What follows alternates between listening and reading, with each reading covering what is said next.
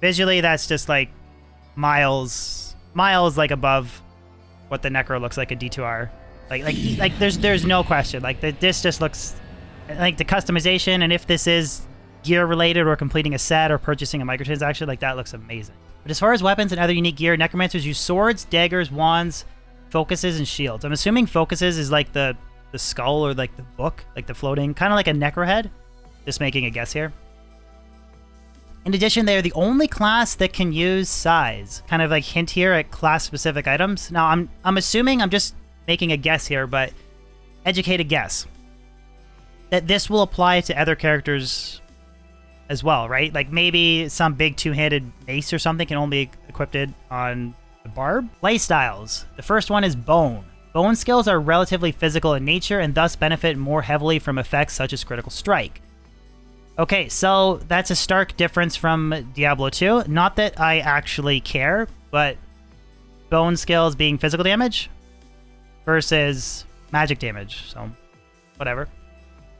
And Critical Strike. So how do you guys feel about that? Because like Critical Strike, you know, Deadly Strike and D2, Crushing Blow, that only applies to melee skills, not a caster skill. So if that can be applied to essentially, I'm assuming this is a caster skill, kind of like a educated guess. These skills also benefit from having and spending large amounts of essence, as they have various effects that can cause each of their individual attacks to be even more powerful. Bone Spirit is back in Diablo 4, now has a unique twist that exemplifies what Bone skills are all about. Bone Spirit not only has a cooldown, but also consumes all the essence the player currently has. Once cast, the Spirit of Bone is conjured that seeks out the nearest enemy. Upon reaching them, the Spirit will explode, dealing high amount of damage to the target and all other enemies in the area. This damage is increased by a certain percentage per point of essence spent, meaning that players who spend the maximum amount of essence will deal a significant amount of damage to enemies' hits.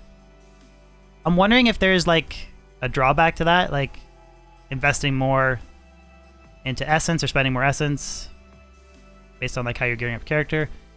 This skill can also be upgraded so that when it's Critical Strike, its cooldown is significantly reduced, meaning a player who commits to generating lots of essence while also having high Critical Strike will have a lot of damage from this skill. Bone Prison's back. When the player casts a Bone Prison, they slam their weapon into the ground, calling forth a circular wall of bone to surround the targeted enemy or area.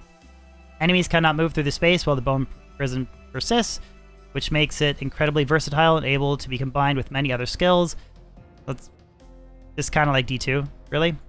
Even though those are not themed around Bone, Bone Prison is great for blocking off hallways, trapping groups of enemies inside them for an AoE attack, or simply sanctioning off a group of enemies to deal with them later. I don't know, what do you guys think? Fossil Bones? Dino Bones, maybe? So, okay, so Bone playstyle. The second one is Darkness.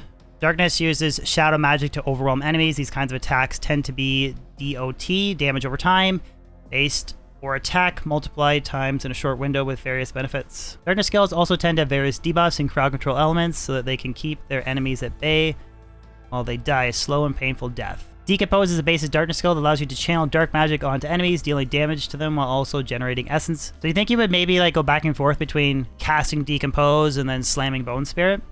Like generate essence, spend it, generate essence, spend it. Unlike other basic skills, Decompose also periodically summons corpses, making it easier to ensure that you have a steady supply on hand to use for summoning skeletons. I'm kind of reading this as like, kind of like intertwining skill trees, if that makes sense. Like Darkness, kind of generating essences, which you can use for Bone Spirit, which you can also at the same time generate minions. Another dark skill is Blight. Blight launches a ball of dark energy in a direction. Upon hitting an enemy or expiring, it deals an explosion of damage while leaving behind a defiled area, dealing periodic damage to enemies inside over time. This skill deals high amount of damage to enemies who are standing in place, whether it's due to fighting your undead minions or be contained via other skills like Bone Prison.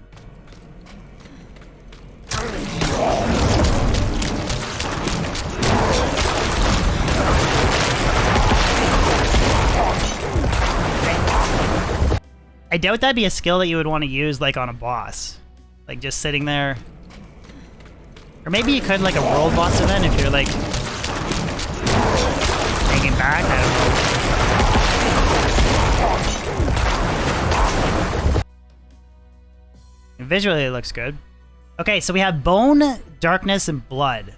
Necromancers can use the power of blood magic to siphon life from their enemies. Not only do these skills tend to have defensive-oriented benefits, but there's also many ways to turn that defense into offense for the player, empowering them and rewarding them for having large amounts of maximum health, as well as keeping their current health total high. Blood Surge draws a small amount of blood from nearby enemies to the Necromancer that then expels a Blood Nova. That's cool. Blood Nova dealing damage near the player's location. The damage of the Blood Nova is increased per enemy drained, which incentivizes you to be in the middle of the pack of enemies for maximum effect. Another skill is Blood Mist. On activation, the Necromancer disperses into a bloody mist, becoming temporarily immune to all damage while draining the life of any nearby enemy that they pass through. This is a universally powerful defensive skill that can give you time you need to regroup in those dire moments where you're being overwhelmed. So, what is your guys' take on invulnerability spells? There was kind of like a little bit of a hint at one with the sorceress in the gameplay trailer that was released yesterday. I don't know. I mean, it depends on like how frequently you can use it, but I don't actually like invulnerability spells. One thing I do want to point out though is like it's easy to make like instant like speculation on how it would work or whatever, but maybe it's sort of similar to the idea of like, you know how certain effects in D2, they apply to regular monsters, but they don't work on champions or bosses. It might not work on bosses, right? So maybe it's not really that much of a... I'm personally not a big fan of like any invulnerability spell, but it might not be as bad as what we think.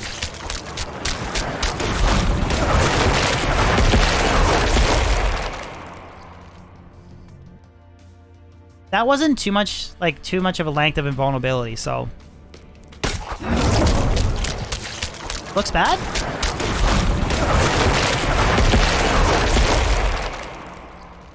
I don't think anything here visually looks bad. I think you can make the argument of you don't like the idea of temporarily being immune to damage. That animation looks so bad. Really, Chris? I mean... The Blood Nova looks cool. Maybe you don't like the floating mist, but I really think the blood animation, or the Blood Nova.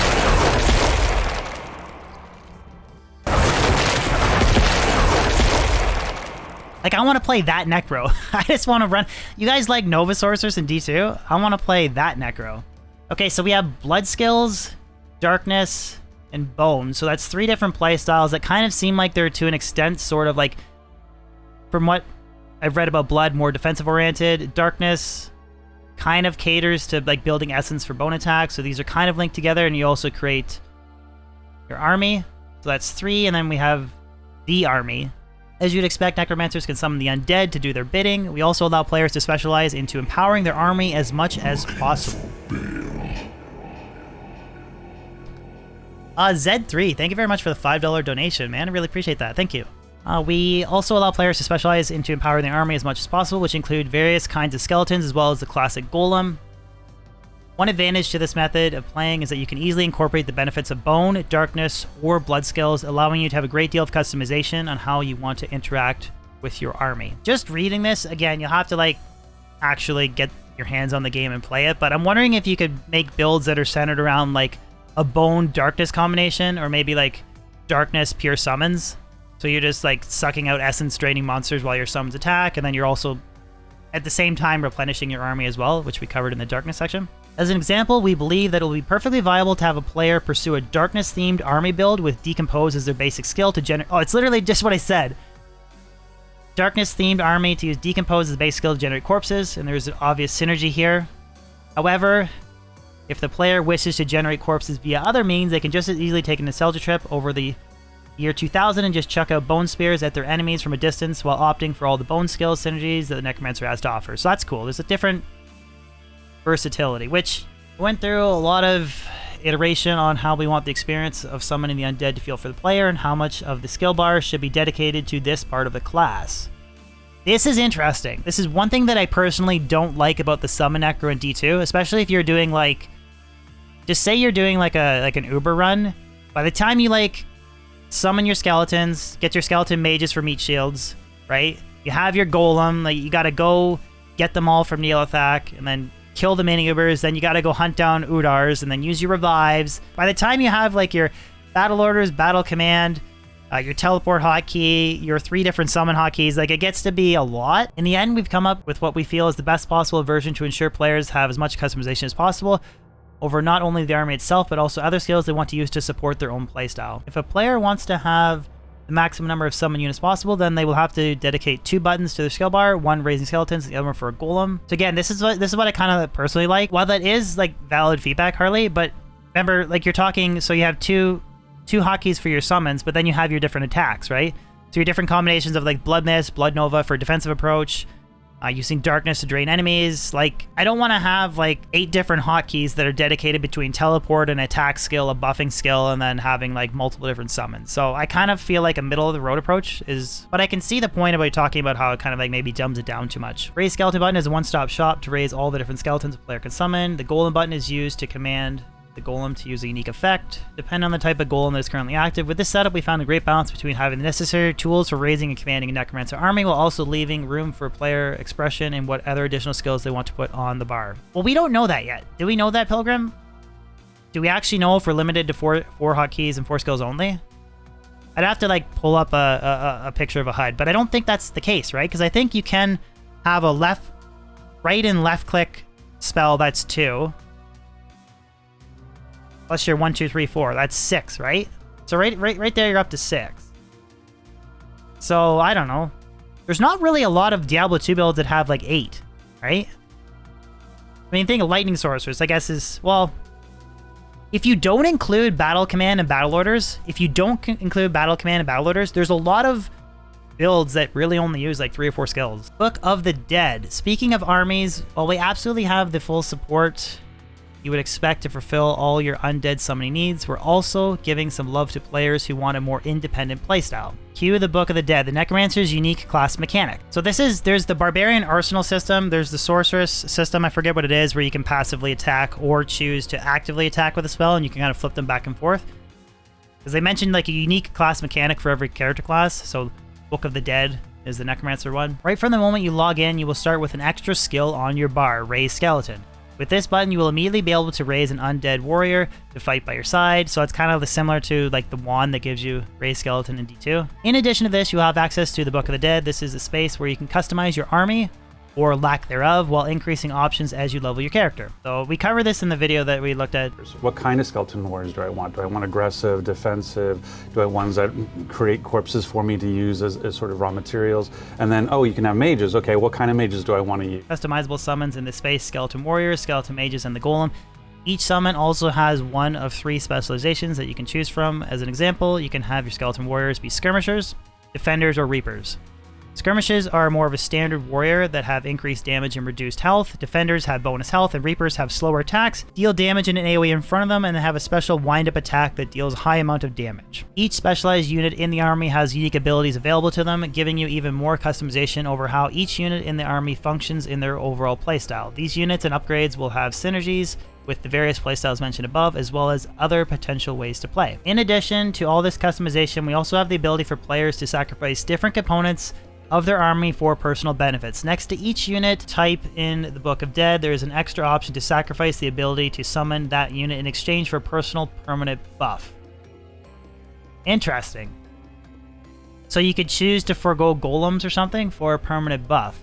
These buffs are carefully designed and placed so that players can min and max, having none, some, or all of the possible summon units, while having relevant options to enhance their build. Our goal with this system is that there should be something for everyone to be excited about. There are relevant, powerful options to choose from, whether players want to play with a full army, part of an army, or even for those who want to forego their army, completely play solo. So that's kind of what I want to do. I want to go like Blood Mist, and I want to use the Blood Nova attack. Yeah, like I think this is good. Like there's different options to play a summoning build versus like, again, D2 is a horrible comparison because it was made so long ago, but like you have 10 summoning skills in the summoning tree, and like at least you can kind of like tailor how you want to pick your army, right?